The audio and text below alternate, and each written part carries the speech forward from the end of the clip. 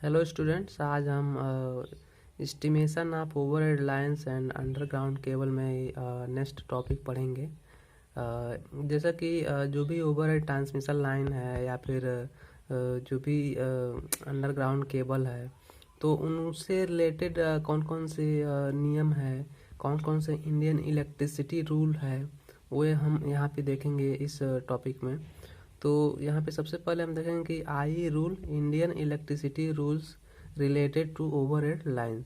तो overhead lines से के संबंध में जो भी इंडियन इलेक्ट्रिसिटी रूल है, कौन कौन से इलेक्ट्रिसिटी रूल है जिनको हमको ध्यान में रखना चाहिए, चाहे ट्रांसमिशन लाइन हुआ, चाहे डिस्ट्रीब्यूशन लाइन हुआ, पोल्स की संरचना केबल्स की साइज हो गया, जो भी क्रॉस आर्म है, जंपर्स है, अर्थिंग हो गया। तो जो भी चीज़ें हम यूज करते हैं ट्रांसमिशन लाइन में या फिर जो भी डिस्ट्रीब्यूशन लाइन में या फिर अंडरग्राउंड केबल में, तो उन सारी चीज़ों के लिए कौन कौन से इंडियन इलेक्ट्रिसिटी जो है 1956 के अनुसार कौन कौन से रूल्स बनाए गए हैं जिनको हमें ध्यान में रखते हुए फॉलो करना चाहिए। तो यहाँ पे हम सबसे पहले देखेंगे कि रूल नंबर 74। जो रूल नंबर 74 है वो मटेरियल एंड स्ट्रेंथ के बारे में है।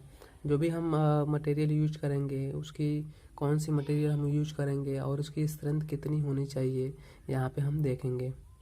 तो ओवरहेड लाइन की ब्रेकिंग स्ट्रेंथ, जो भी ओवरहेड लाइन हम यूज कर रहे हैं, तो उसकी ब्रेकिंग स्ट्रेंथ जो है 317.51 किलो से कम ना हो। ठीक है, जो भी हम ओवरहेड लाइन यूज करेंगे उसकी ब्रेकिंग स्ट्रेंथ है।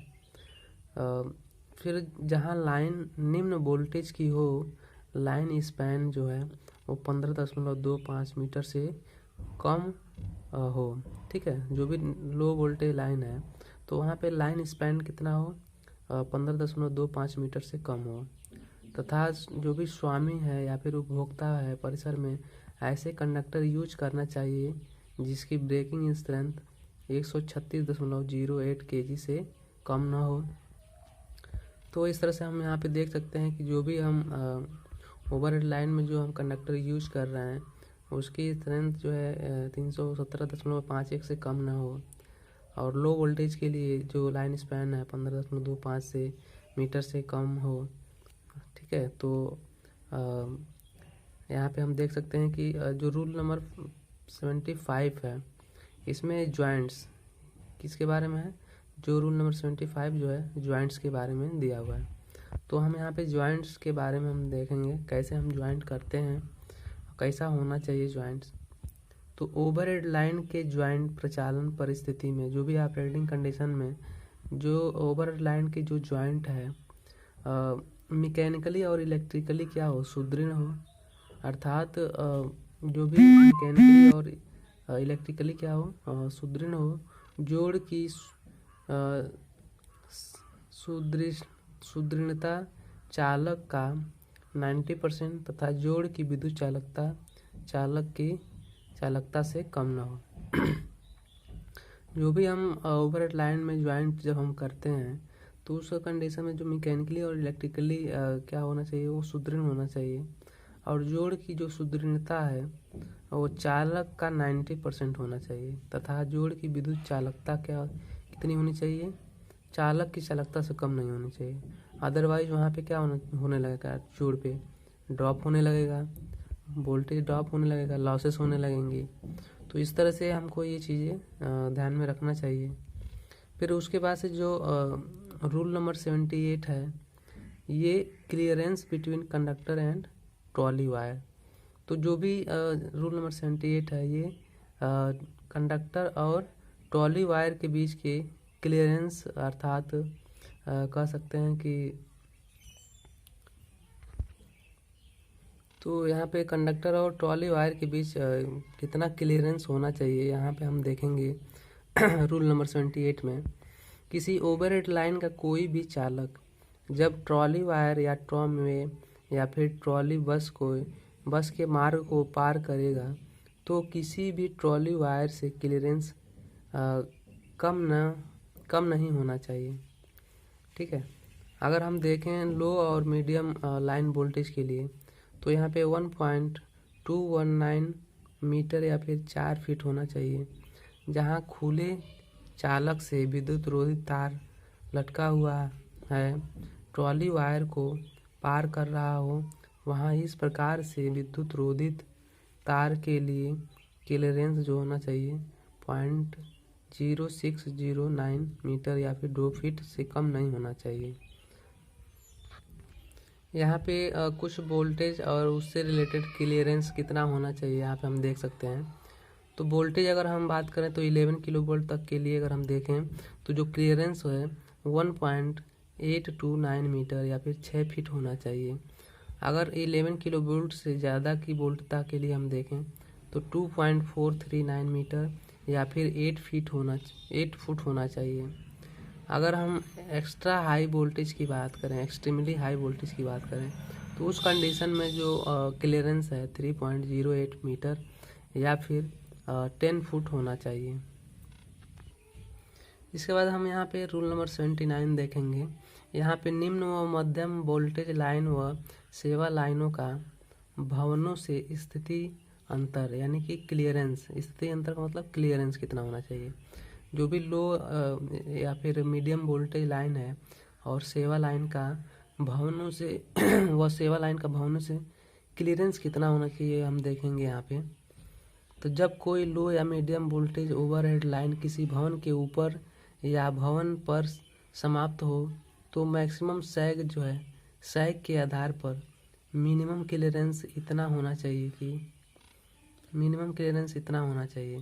पहला, किसी भी फ्लैट रूफ, ओपन बालकनी, बरामदे की छत, छज्जे हेतु जब लाइन भवन के ऊपर से जा रही हो तो वर्टिकल क्लियरेंस अर्थात ऊर्ध्वाधर जो क्लियरेंस होना चाहिए वो 2.439 मीटर या फिर 8 फुट होना चाहिए। जब लाइन भवन के बगल से जा रही हो तो वर्टिकल क्लियरेंस कितना होना चाहिए 1.219 मीटर या फिर 4 फुट होना चाहिए। जब लाइन भवन के बगल से जा रही हो तो हॉरिजॉन्टल क्लियरेंस कितना होना चाहिए 1.219 मीटर या फिर 4 फुट होना चाहिए। अगर जो छत है वो क्या है, ढलवा छत है, तो उस कंडीशन में क्या होगा, जब लाइन भवन के ऊपर से जा रही हो तो वर्टिकल क्लियरेंस 2.439 मीटर या फिर 8 फुट होना चाहिए। जब लाइन भवन के बगल से जा रही हो तो हॉरिजॉन्टल क्लियरेंस 1.219 मीटर या फिर 4 फुट होना चाहिए। यहाँ पे रूल नंबर 80 के बारे में देखेंगे। यहाँ पे उच्च व अति उच्च वोल्टता लाइनों का भवन से जो भी क्लियरेंस है वो कितना होना चाहिए।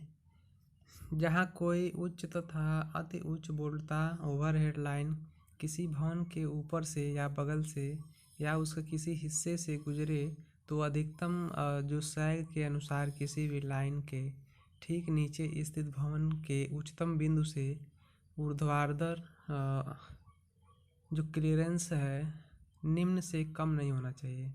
जैसे अगर 33 किलो वोल्ट तक की उच्च वोल्टता लाइन जो है के लिए ये जो क्लियरेंस है 3.658 मीटर या फिर 12 फुट होना चाहिए।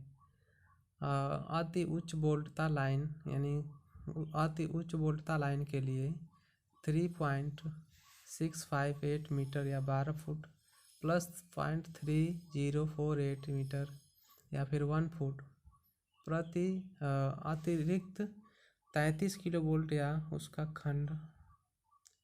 तो भवन के किसी भाग से निकटतम बिंदु स्थित चालक की क्षैतिज दूरी अधिकतम वायु दाब पर ऊर्ध्वाधर से अधिकतम झुकाव की स्थिति से निम्न से कम नहीं होना चाहिए।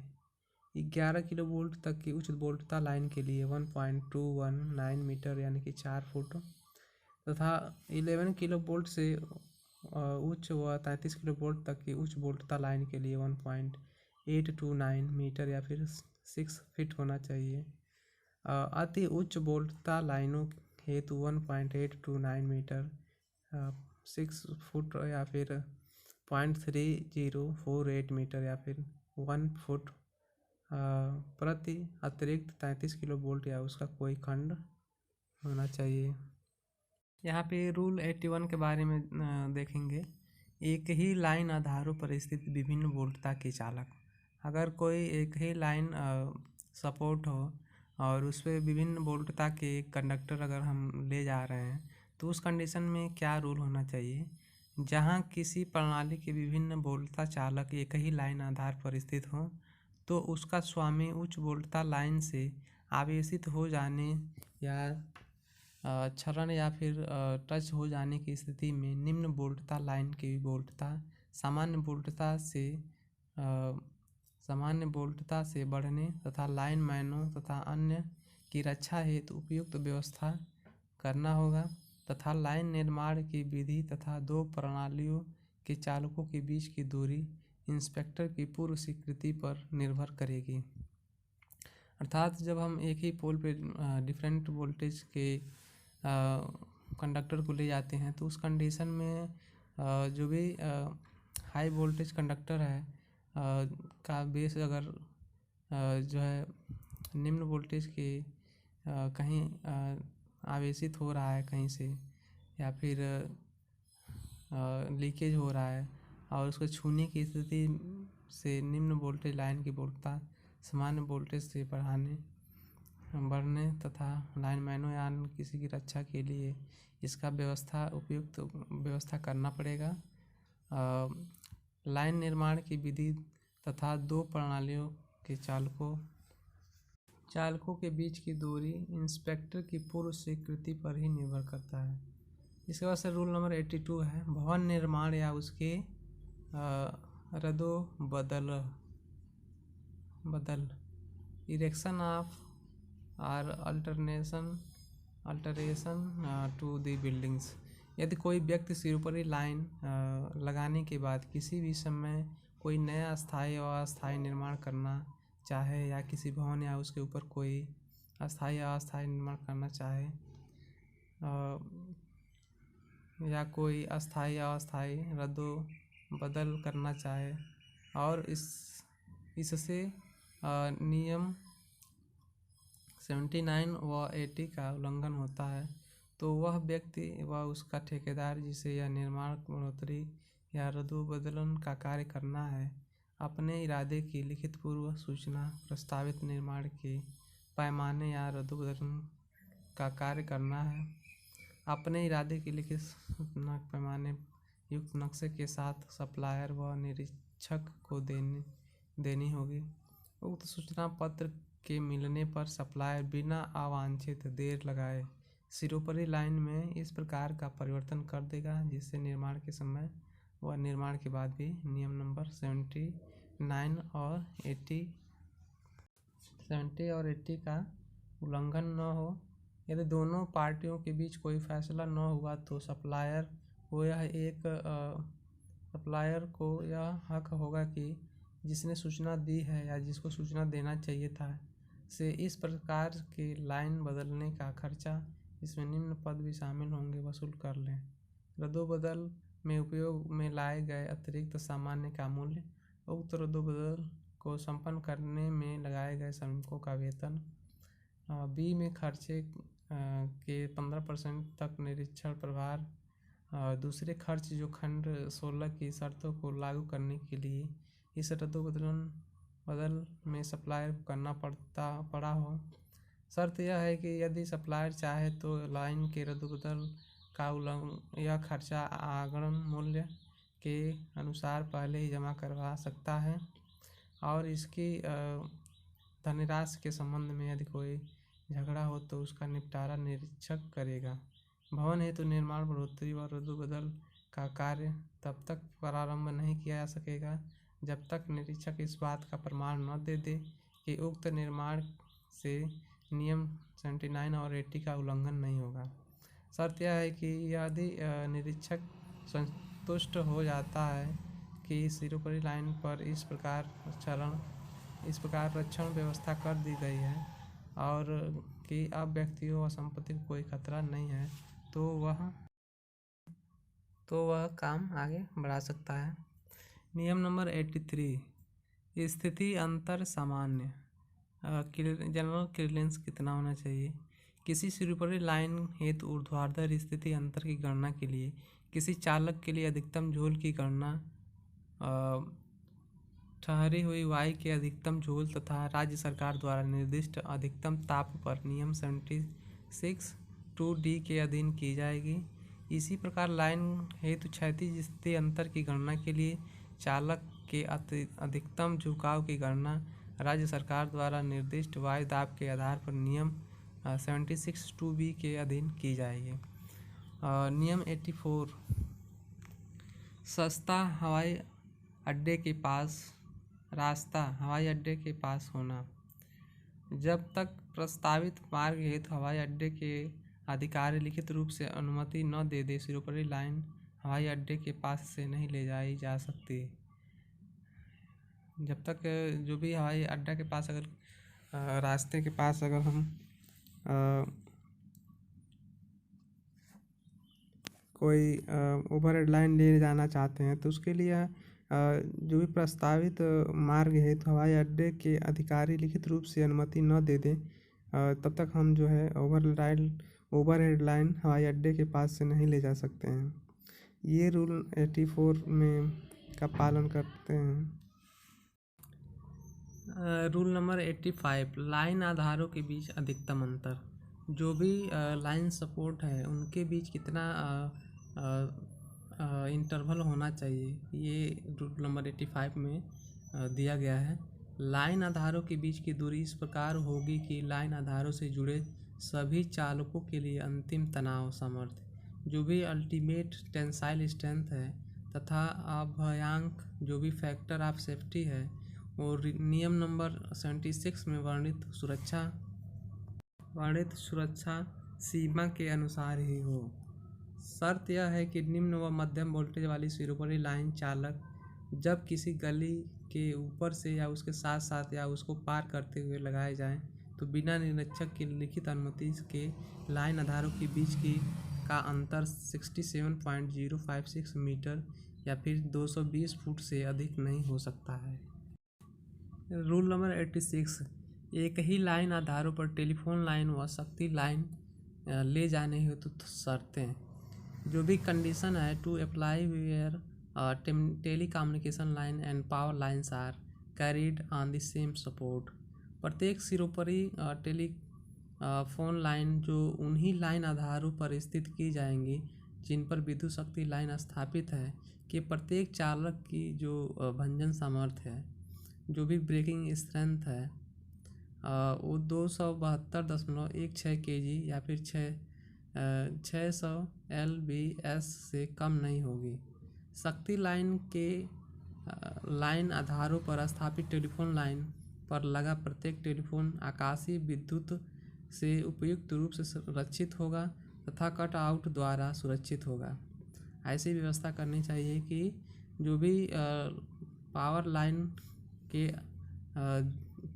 लाइन सपोर्ट पर स्थापित जो भी टेलीफोन लाइन है उस पर लगा प्रत्येक टेलीफोन जो भी लाइटिंग है उससे उपयुक्त रूप से रक्षित होगा तथा कटआउट द्वारा सुरक्षित होगा।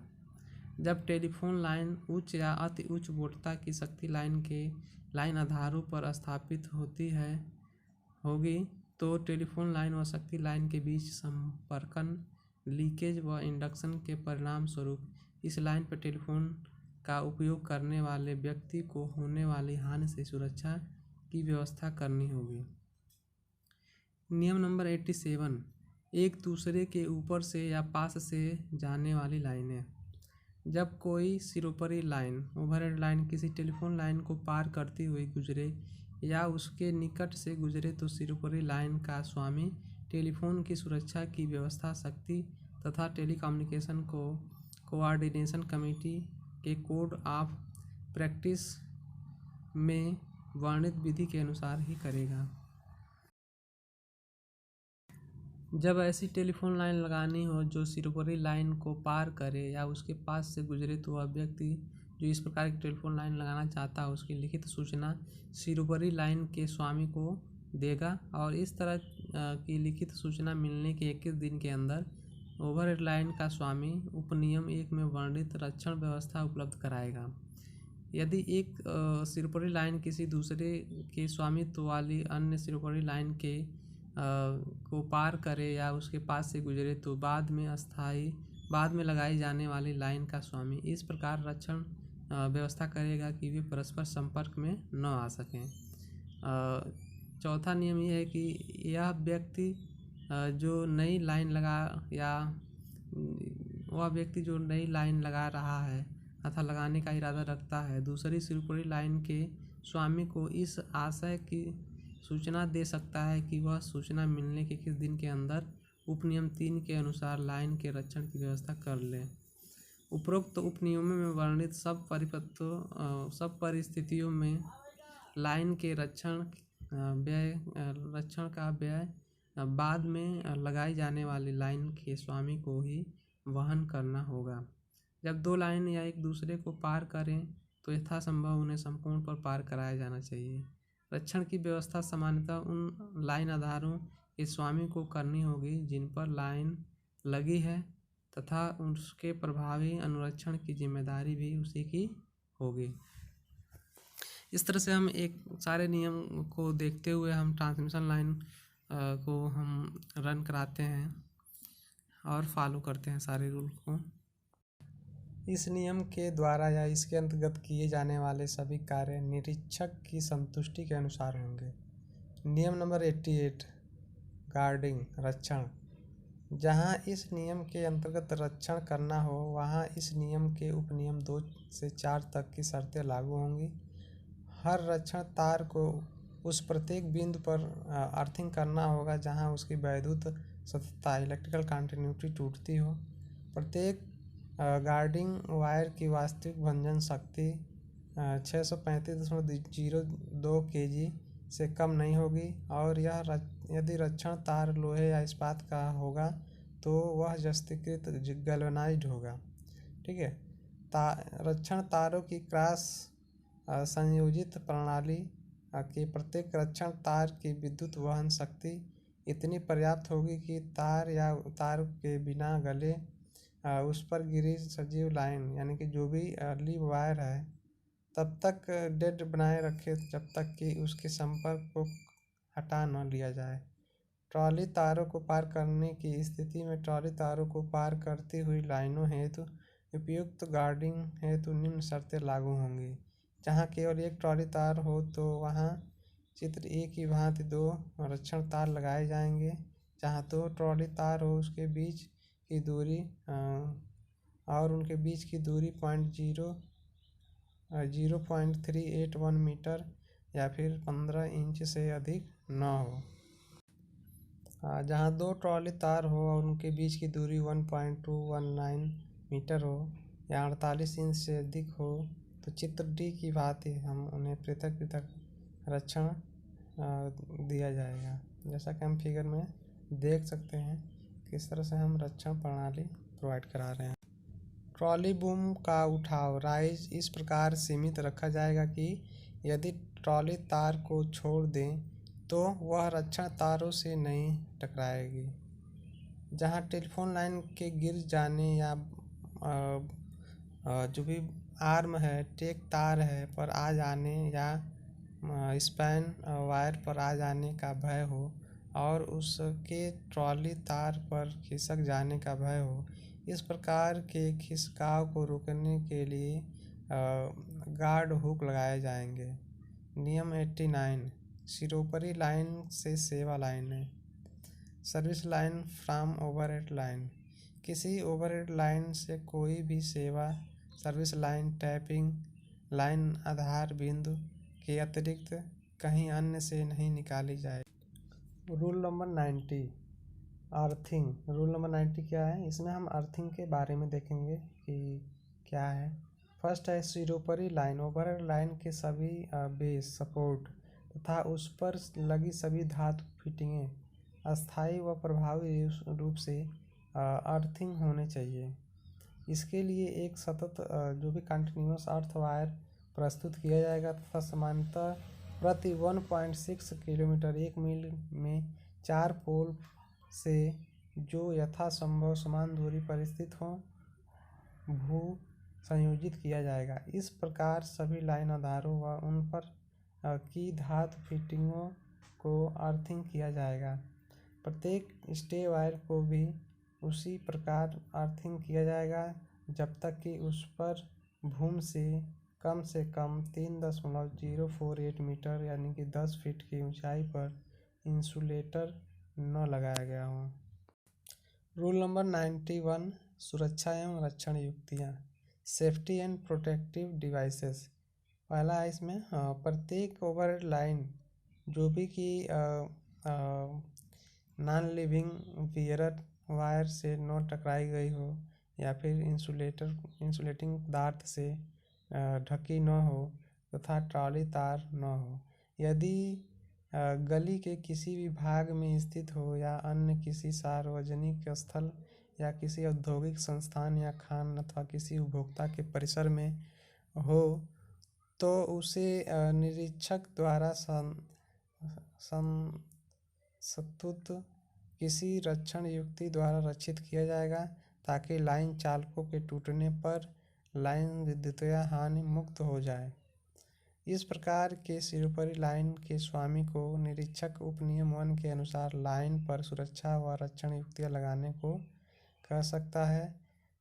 उच्च व अति उच्च वोल्टता लाइनों के स्वामी निरीक्षक की संतुष्टि तथा इस बात के लिए समुचित व्यवस्था करेंगे कि कोई भी अनाधिकृत व्यक्ति बिना सीढ़ी या विशेष युक्ति के किसी भी लाइन आधार पर न चढ़ सके। रूल नंबर 92 आकाशीय विद्युत से सुरक्षा, प्रोटेक्शन अगेंस्ट लाइटिंग। ऐसी प्रत्येक सिरोपरी लाइन हेतु जो इस प्रकार खुली हो कि उस पर आकाशीय बिजली गिरने का खतरा हो, उस लाइन का स्वामी ऐसी व्यवस्था करेगा कि आकाशीय विद्युत के वैद्युत सर्ज प्रभावी रूप से अर्थ हो जाए। ठीक है, तो जो भी लाइटिंग से प्रोटेक्शन के लिए जो भी ओवरहेड लाइन है तो कोई भी हम प्रोटेक्शन हम प्रोवाइड करते हैं तो उसके लिए आकाशीय बिजली गिरने का खतरा रहता है, जो भी लाइन है सिरोपरी लाइन, तो उस लाइन का स्वामी ऐसी व्यवस्था करेगा, स्वयं करेगा, प्रोवाइड कराएगा कि उससे जो भी आकाशीय बिजली है से उससे हम सुरक्षा प्रोवाइड कर सकें। किसी त्वरित चालक लाइटिंग अरेस्टर का अर्थ तार किसी लोहे या इस्पात के पाइप से नहीं ले जाया जाएगा तथा यथासंभव त्वरित चालक से पृथक अर्थ इलेक्ट्रोड तक सीधा बिना मोड़ दिए ले जाया जाएगा। रूल नंबर 93 उपयोग में न आने वाली ओवरहेड लाइन। यदि कोई ओवरहेड लाइन विद्युत प्रदायित करने के लिए उपयोग में न लाई जा रही हो तो उस लाइन का स्वामी उसे नियम 76 के अनुसार यांत्रिकतया सुरक्षित रखेगा या उसे उखाड़ देगा। जब किसी सिरोपरी ओवरहेड लाइन को विद्युत सप्लाई करने के लिए उपयोग में न लाया जा रहा हो तो निरीक्षक उसके स्वामी को इस बात की लिखित अधिसूचना जारी कर सकता है कि या तो वह उक्त लाइन को यांत्रिक अनुरक्षित करे या फिर सूचना प्राप्ति के 15 दिन के अंदर उखाड़ दे। सिरोपरी लाइन की संरचना, फॉर्मेशन ऑफ ओवरहेड लाइन्स। सिरोपरी लाइनों के निर्माण हेतु निम्न बातें विचारणीय होती हैं। जो भी ओवरहेड लाइन हम बनाते हैं तो उसके इसमें कुछ रूल हैं जिसको फॉलो करना चाहिए। पहला है कि लाइन आधार का प्रारूप व ऊंचाई, type and height of line support. किसी लाइन के लिए किस प्रकार का लाइन आधार चाहिए, यह बात मुख्यतः लाइन वोल्टता पर निर्भर करती है। लाइन के लिए खंभों का चयन करने के लिए वोल्टेज के अतिरिक्त लाइन का स्पैन, उपलब्धता, मूल्य और रखरखाव की सुविधा पर भी ध्यान देना होता है, क्योंकि एक ही वोल्टता के लिए विभिन्न प्रकार के खंभों उपयोग में लाए जा सकते हैं।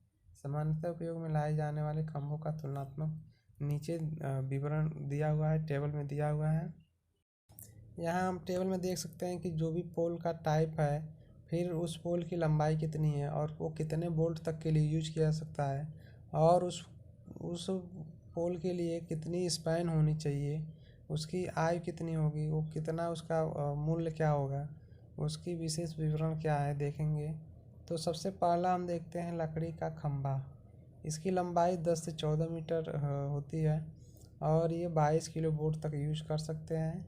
और इसका जो स्पैन होता है 60 मीटर होता है। इसकी आयु अधिकतम 25 से 30 वर्ष होती है। इसका कॉस्ट निम्न होता है, कम होता है। इसकी जो टिप्पणी है निम्न यांत्रिक शक्ति व उच्च अनुरक्षण के लिए यूज किया जाता है। इसके बाद हम सेकंड देखेंगे आरसीसी पोल। इसकी लंबाई 8 से 11 मीटर तक होती है। 11 किलो वोल्ट तक हम इसको यूज कर सकते हैं। इसकी लिए जो मैक्सिमम स्पैन है 50 मीटर है। आयु इसकी 50 साल है। इसका मूल्य जो होता है मध्यम होता है। इसकी यांत्रिक शक्ति निम्न होती है तथा इसका अनुरक्षण नगण्य होता है। इसी प्रकार इस्पात नली पोल की अगर हम बात करें तो इसकी लंबाई 8.5 से 12 मीटर तक होती है। 11 किलो वोल्ट तक यूज कर सकते हैं। इसकी स्पैन जो होती है पोल टू पोल 80 मीटर होती है। आयु 50 वर्ष है। इसकी भी रेट जो है प्राइस जो है मीडियम प्राइस में उपलब्ध होते हैं। मध्यम यांत्रिक शक्ति व मध्यम अनुरक्षण की आवश्यकता पड़ती है। इसके बाद हम देखेंगे रेल पोल। इसकी लंबाई 11 से 13 मीटर होती है। 33 किलो वोल्ट तक हम यूज कर सकते हैं और 120 इसका स्पैन होता है। 80 वर्ष इसकी आयु होती है। मध्यम उच्च इसका मूल्य होता है। उच्च यांत्रिक शक्ति व मध्यम अनुरक्षण के लिए यूज कर सकते हैं। इस्पात चालक पोल। इसकी लंबाई 13 से 15 मीटर होती है। 66 किलो वोल्ट तक यूज कर सकते हैं। स्पैन 200 मीटर होता है। आयु 80 वर्ष होती है। इसका जो मूल्य है उच्च होता है। यह उच्च यांत्रिक शक्ति व मध्यम अनुरक्षण के लिए यूज कर सकते हैं। 11 किलो वोल्ट तक की सिरोपरी लाइनों के लिए स्पैन उपलब्धता मूल्य और स्थिति के अनुसार 1 से 4 क्रम संख्या वाले किसी भी खंभे का उपयोग किया जा सकता है। लाइन आधार की ऊंचाई को निम्न घटक नियंत्रित करते हैं। लाइन में भूमि व निकटतम चालक के बीच अनिवार्य स्थिति अंतर जो भी अनिवार्य क्लियरेंस है जो कि आई रूल 77 में वर्णित है। लाइन पर लाइन चालकों का स्थिति विन्यास कॉन्फ़िगरेशन कैसा होना चाहिए उस पर डिपेंड करता है। लाइन पर क्रॉसिंग जैसी विशेष स्थितियाँ, खंभे की भूमि के अंदर स्थापित की जाने वाली लंबाई जो सामान्यतः खंभे की कुल लंबाई को 1/6 भाग ली जाती है, परंतु भूमि दशा के अनुसार इसमें अंतर हो सकता है। चालक व भूमि के बीच न्यूनतम क्षैतिज स्थिति अंतर सारणी 5.5 में दिया है जैसा कि हम देख सकते हैं। विद्युत लाइन तथा गली व अन्य स्थान के बीच न्यूनतम अंतराल हेतु यहाँ पे टेबल बनाया गया है। तो यहाँ स्थिति हम देखेंगे लोकेशन, फिर निम्न व मध्यम वोल्टेज हेतु, उच्च वोल्टेज हेतु और अति उच्च वोल्टता के लिए हम देखेंगे। तो गली व सड़क को पार करते हुए जो निम्न और मीडियम वोल्टेज है उसके लिए 5.8 मीटर होनी चाहिए और ये जो क्लियरेंस है 5.8 मीटर होना चाहिए। और उच्च वोल्टता है 33 किलो वोल्ट के लिए 6.1 मीटर होना चाहिए। अति उच्चता वोल्टता के लिए 5.2 प्लस 0.035 मीटर प्रति 33 किलो वोल्ट या उसका अंश परंतु 6.1 मीटर से कम नहीं होना चाहिए। इसी प्रकार हम गली व सड़क से देखें तो 5.5 मीटर होना चाहिए निम्न और मध्यम वोल्टेज के लिए। उच्च वोल्टेज के लिए 5.8 होना चाहिए। और अन्य स्थानों पर अगर हम बात करें तो निम्न वोल्टेज मध्य वोल्टेज के लिए जो भी न्यूनतम अंतराल है गैप है वो 4.6 मीटर होना चाहिए और उच्च वोल्टता के लिए 5.2। इसके बाद लाइन पर चालकों का स्थिति विन्यास कॉन्फ़िगरेशन कंडक्टर ऑन लाइन। पहला जो होगा देखेंगे वर्टिकल कॉन्फ़िगरेशन, वैसे हम देखेंगे हॉरिजॉन्टल कॉन्फ़िगरेशन, फिर ट्रायंगुलर कॉन्फ़िगरेशन। विद्युत लाइन के स्थिति विन्यास में चालकों के बीच अंतराल हेतु यहाँ पे टेबल बनाया गया है। चालकों के बीच कितना अंतराल होना चाहिए तो 400 से 400/230 वोल्ट के लिए 75 मीटर तक स्पैन के लिए जो भी हॉरिजॉन्टल स्पेसिंग है 0.3 मीटर, और 75 से 100 मीटर स्पैन के लिए 0.4 मीटर, और ये हॉरिजॉन्टल स्पेसिंग थी। वर्टिकल स्पेसिंग 0.2 और 0.3, और चालकों के बीच और सपोर्ट के बीच, कंडक्टर और सपोर्ट के बीच की दूरी 0.2 और 0.2 मीटर है। 11 किलो वोल्ट के लिए हॉरिजॉन्टल स्पेसिंग जो है 1.03 मीटर और वर्टिकल 0.65 मीटर, और spacing between conductor and support 0.24 meter है। 33 किलो वोल्ट के लिए 1.525 मीटर और 1.2 मीटर ये वर्टिकल स्पेसिंग। उस वजह से फिर spacing between conductor and support 0.47 meter. 66 kilovolt के लिए 3.23 मीटर क्षैतिज स्पेसिंग, और वर्टिकल स्पेसिंग 1.98 मीटर, और कंडक्टर और सपोर्ट के बीच की स्पेसिंग 0.76 मीटर होगी। संचरण लाइनों के लिए समांतर क्षैतिज व त्रिभुज स्थिति विन्यास तथा वितरण लाइन के लिए समांतर ऊर्ध्वाधर व क्षैतिज स्थिति विन्यास व्यवहार में यूज किया जाता है। जो भी ट्रांसमिशन लाइन के लिए हम जनरली क्षैतिज हॉरिजॉन्टल एंड ट्रायंगुलर स्थिति विन्यास यूज करते हैं। किसके लिए?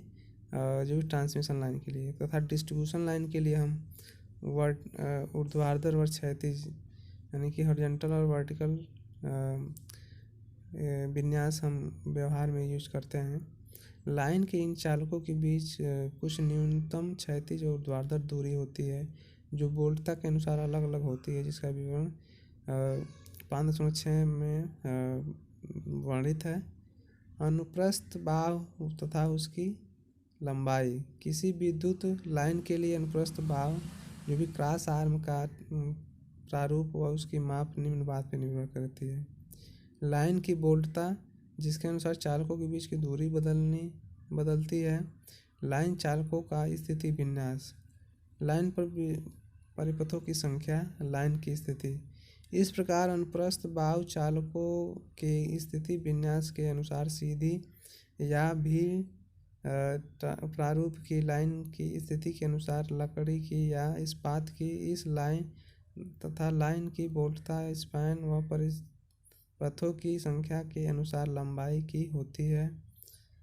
इंसुलेशन 11 किलो वोल्ट की ट्रांसमिशन या डिस्ट्रीब्यूशन लाइन सामान्यतः या तो क्षैतिज चालक स्थिति विन्यास युक्त होती है या फिर त्रिभुज स्थिति विन्यास युक्त होती है। इसके लिए 11 किलो वोल्ट के पिन इंसुलेटर उपयोग में लाए जाते हैं।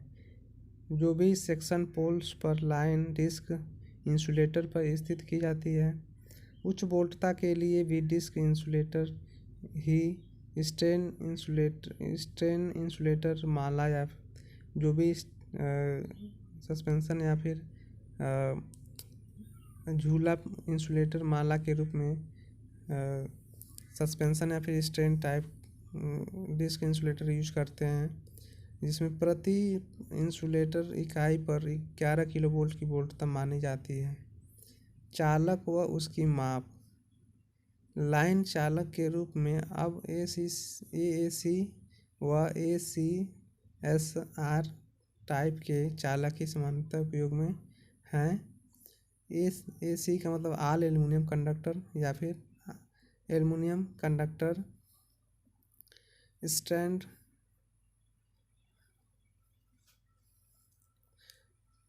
यहाँ पे इन चालकों की माप निम्नवर्ती घटकों से प्रभावित होती है।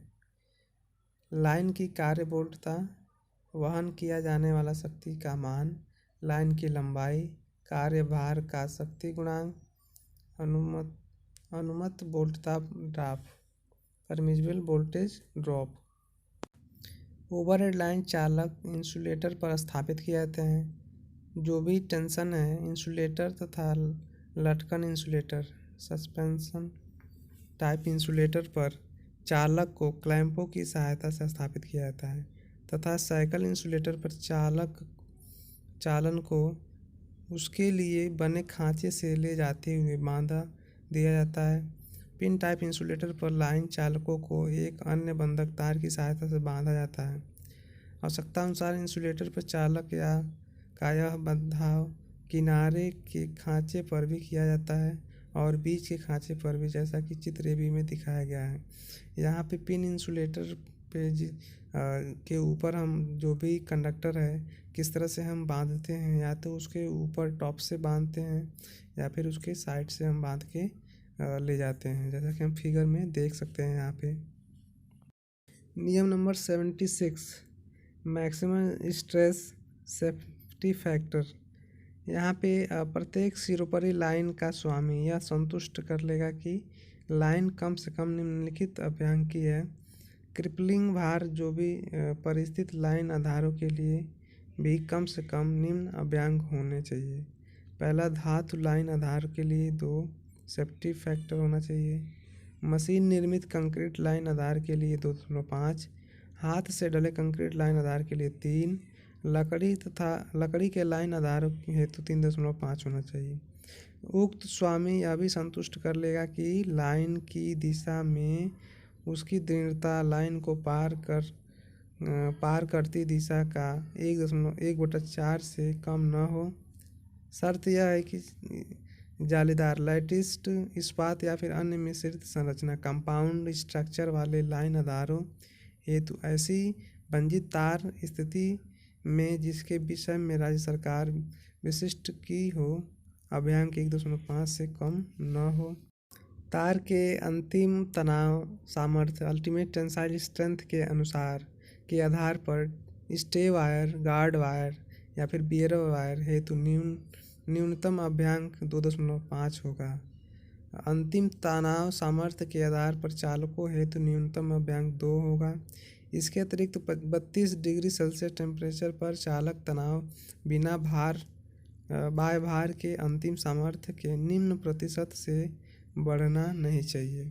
प्रारंभिक भार रहित तनाव इनिशियल अनलोडेड टेंशन जो होगा 35%, अंतिम भार रहित तनाव फाइनल अनलोडेड टेंशन 25%। शर्त यह है कि उन चालकों पर जिनका क्रॉस सेक्शन सामान्य तिकोने आकार का हो, जैसा कि 3 तीर से बने चालक का होता है। 32 डिग्री सेल्सियस पर भार रहित तनाव इसके चालकों की अंतिम तनाव सामर्थ्य के 30% से अधिक नहीं बढ़ेगा।